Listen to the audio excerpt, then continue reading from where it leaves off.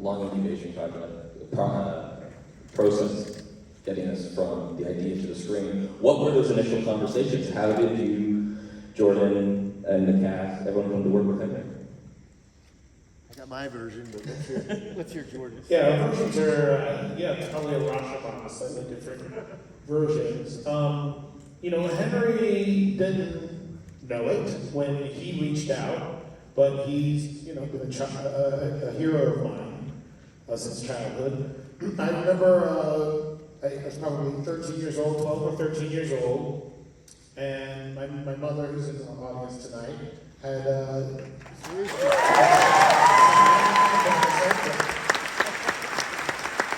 Nightmare Before Christmas was about to come out, and my mother had the wherewithal. She knew this, she could tell it was going to be something special, so she bought me these figures before it came out. I just remember this very clearly.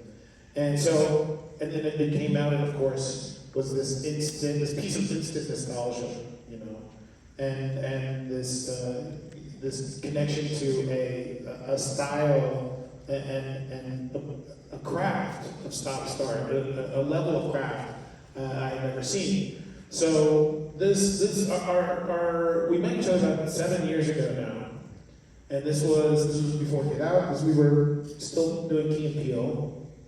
And he reached out with this project and said, I've got this thing. And you two, he was inspired by the Terry characters from Key and Peele, the Drax clowns. He said, if I had this idea of making these demon characters, and he had this wonderful sort of dark fairy tale, or this grounded story that he wanted to tell. And we hit it off. It was very hard for me to keep my cool. Very hard for me to keep my cool. And at some point, you said you had recently realized that you had gone into your ancestry, realized you were in Octoroon, and I said, let's go. I said, we're making it. True story. No, but it was, the notion of getting to work with Henry is a lifelong dream come true. And that's how it was for me. And so it was just a yes, all the way from the beginning. Lyric, how did you come to be part of the project? So from what I remember, since it's about It's half her lifetime ago. Yeah, so how far back did you record the... I want to say we started maybe 4 years ago. Yeah. I know I auditioned for it when I was still living in Chicago. And, we got Chicago people in there?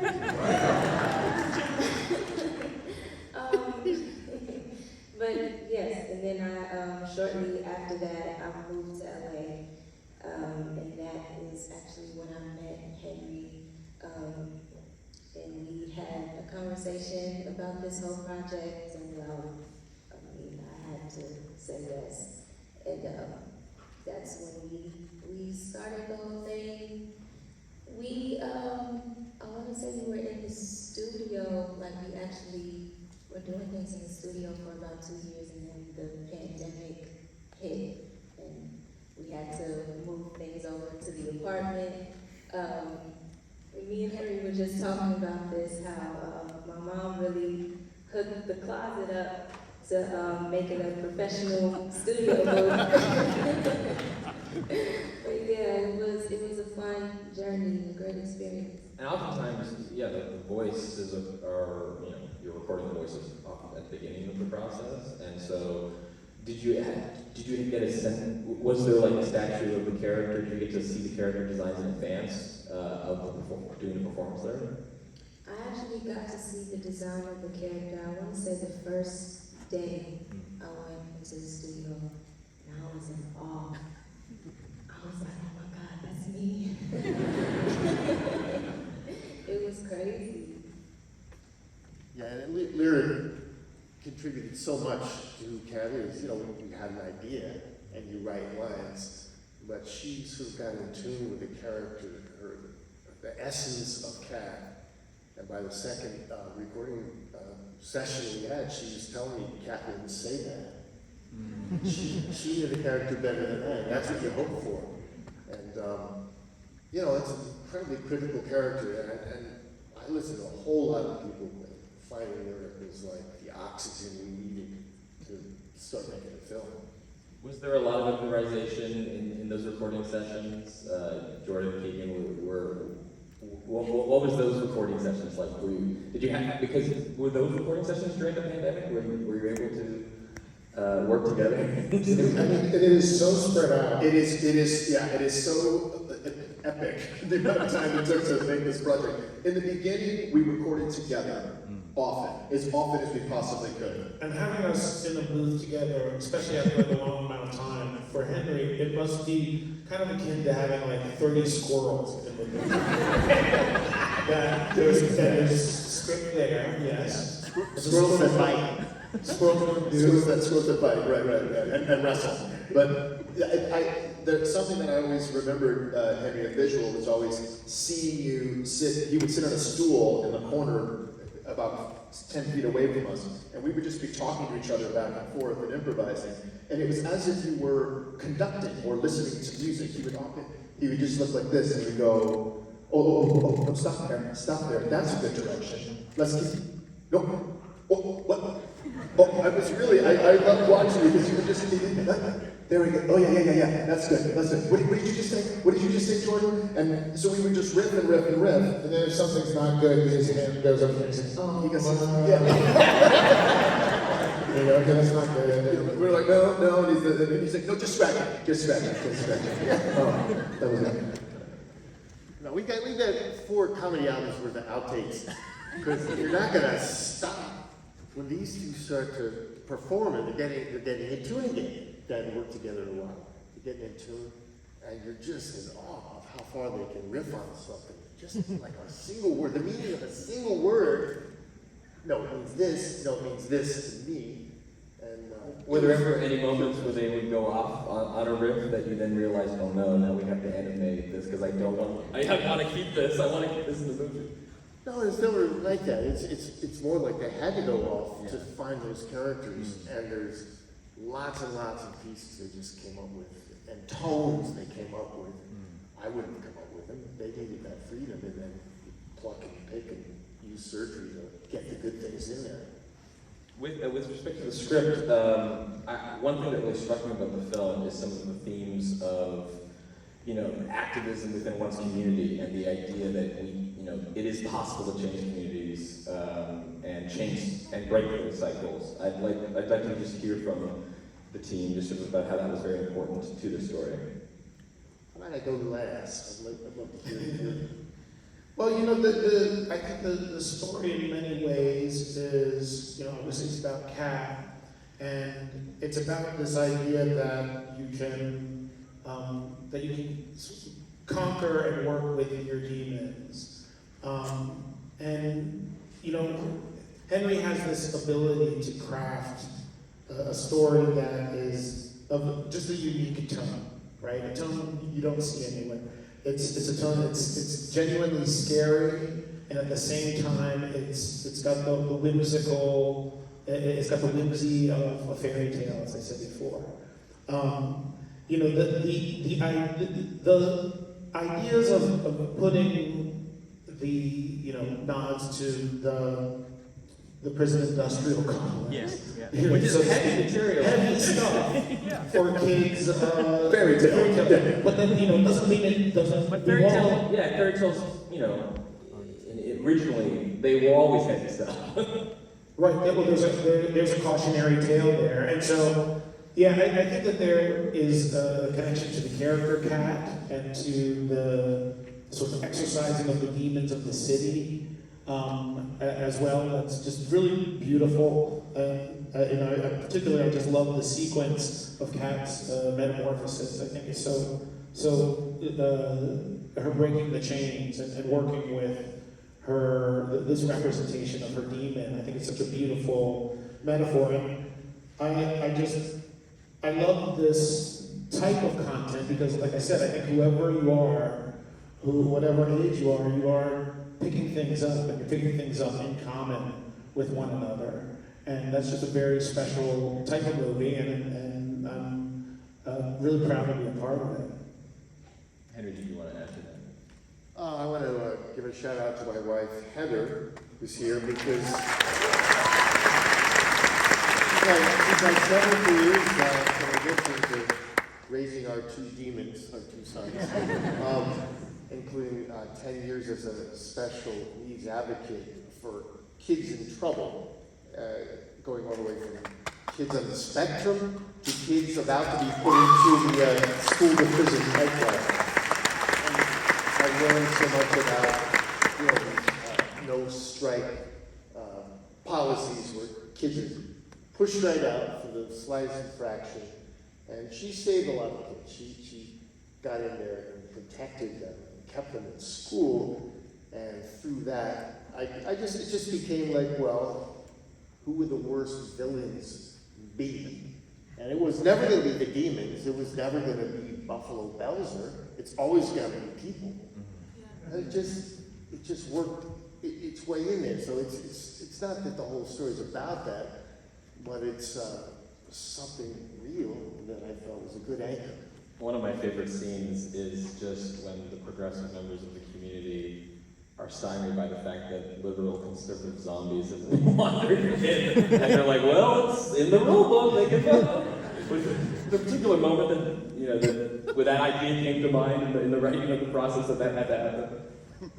Oh, it evolved. You fine-tune it. We had a little extra time to tune everything.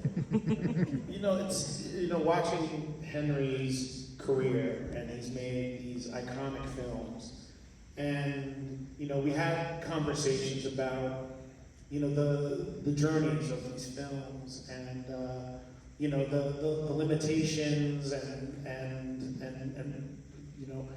these things, and there's something about this idea that you can make something animated, you can make something wondrous, and have it be unnerving to, have it be really scary. It's really challenging, and it feels like the world is really educated to who Henry Selick is and who he is as an artist. And this is an extension of that. I truly believe that horror is not just something for adults. And this is a world, and we live in a country where we're training kids to run at shooters. And it feels very much to me like, they're old enough and mature enough to talk about and see stories about really big, important, dark things. Yeah, protecting kids too much is a huge disservice. That's the original fairy tales were about. Yeah, there's witches, there's monsters that will eat you, and you need to know that. And it was meant for kids. It was warning and meant to be entertaining. But a good scare is something I always strive for, and not a good scar. We're going to be going to the audience after one more question. Larry, I just wanted to ask, had you had the opportunity to see the film before today, completed? Oh, okay. When you first watched it for the first time, was there anything that surprised you that you weren't expecting? Just because, again, this has been such a long process, and at the beginning, nothing's animated yet. You're just seeing sort of designs. Personally, I thought I sounded very cool. I agree.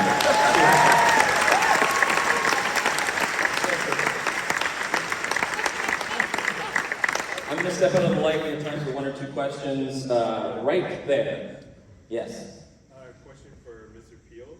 I know that kind of a little bit of everything that you've helped with, produced, or directed has that tinge of horror. Even the Key and Peele sketches always had that tinge of horror to it. What is it about horror in film you think that you keep coming back to?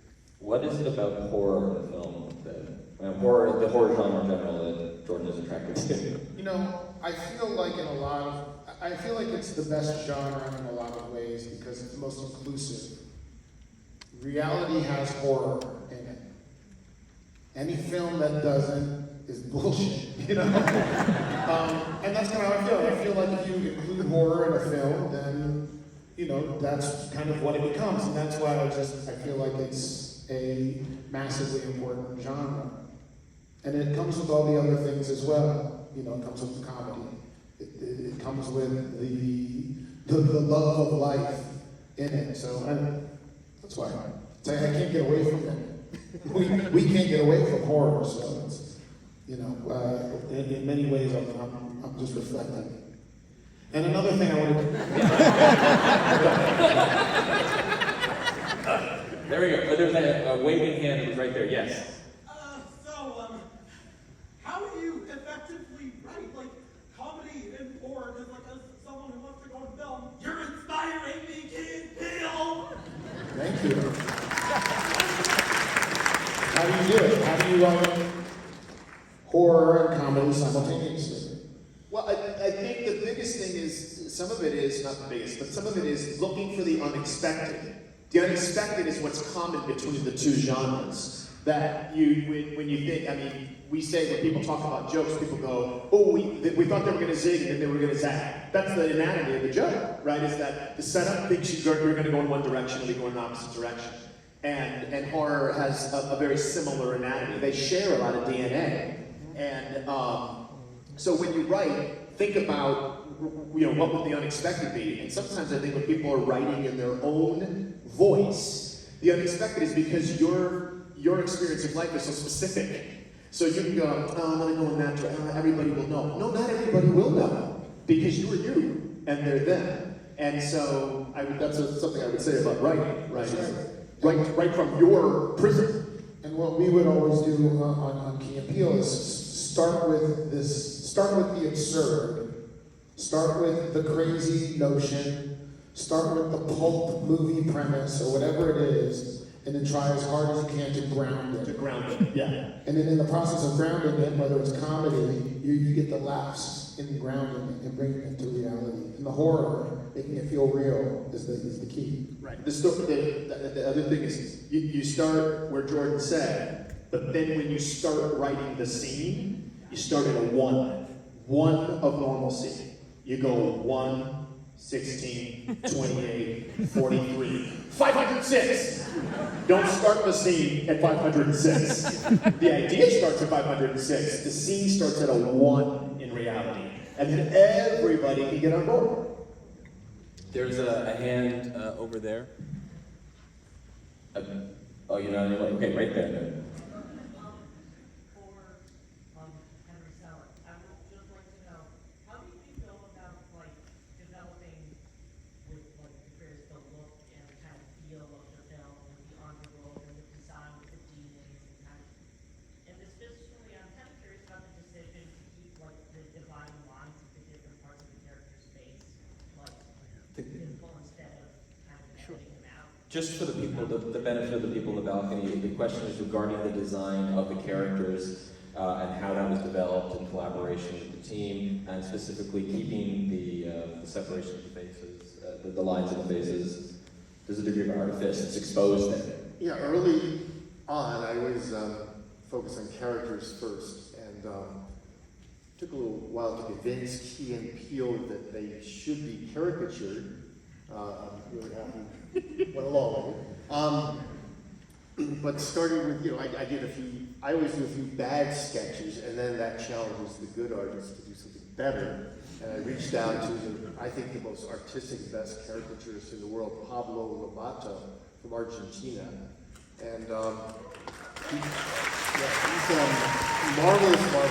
He did all the character designs for the film, and he helped us pitch the film. He did free work up front just to be a part of it. He was so excited about it. So as far as the look, and his stuff is very Picasso-esque, and it turned out he actually did draw dimensionally as well. But we sort of held on to that very graphic look in the underworld of the demons. The whole idea of the upper and lower faces, I've been involved in this stop motion animation for decades now, and there is a long tradition of replacement animation in this, where we had to hand sculpt all these different expressions, and then you would change the entire head, like Jack Skellington. It's a row of ping pong balls with different eyes and mouths, and you know, we worked very carefully to do it. But on Coraline, I discovered, along with this guy Mike Cachuela and Martin Meunier, that if we split the faces, then we could like multiply the range of expressions for any given character. And funny thing is, we went from hand sculpting everything to at least drawing them in 2D, because I don't like to work from the computer out. I always want to have a handmade thing to start with. But went into the computer, spit it out. Even on Coraline, we had a seam line between upper and lower face. I really wanted to keep it, and most people agreed, but the money people were too frightened. You know, they're going to be like, it's imperfect. It shows it's not real. In this time, I always know that for most people in the audience, in 5 minutes, they're not really thinking about it anymore, and they're invested in the characters. But if you're going to do stop motion, you have to accept that it's not perfect, that there's always going to be bumps and things that can't be perfected the way you can in CG, but it also is an actual performance through the puppet by an animator reacting to the vocal work that's been done. And I like to remind the audience, yeah, this stuff was made, that seam line is part of it. Terrific. Well, please put your hands together for Wendell and Wild. Remember to vote for the film. Take that last vote. Take it back.